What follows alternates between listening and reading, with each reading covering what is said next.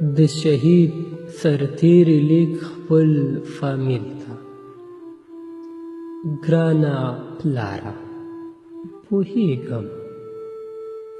پوهیږم چې زما د تابوت په لیدو به د له سترګو اوښکې راشي.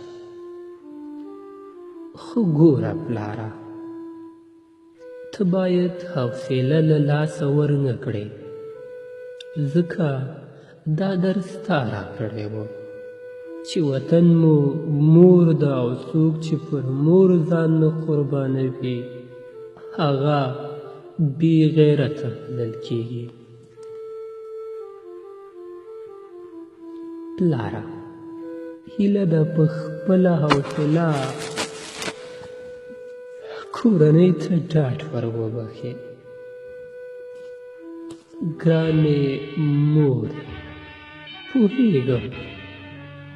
پوهیږم د زړه ټوټلی یم، خو ما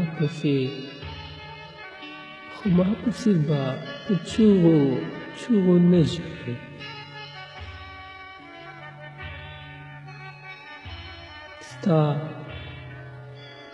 شاید ستا ژړاګانې زما اروان آرامه کړي.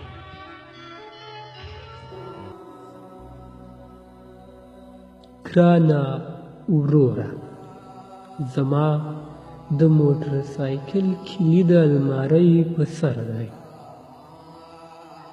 له دې وروسته یې تا ته سپارم. هیله ده په احتیاط یې وچلوې او هیر دې نشي. د درسونو د ویلو تر څنګ د مور او پلار ډېر قدر کوه. زما کوچنۍ خورې، هغه زما د کتابونو المارۍ خلاصه کړه.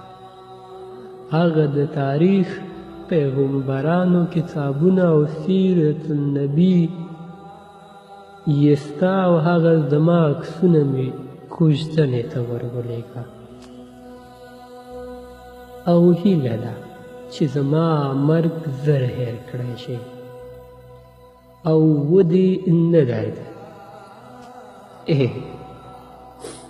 ای زما ژونده، ای زما دنیاګۍ، ای زما د هیلو پوره کوونکې ده.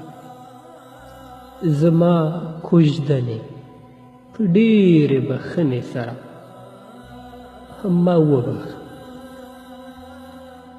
چې ستا ارمان مې پوره نه کړی شو. سره جوړه د همداسې پاتې شوه. ما ډېر وبخښه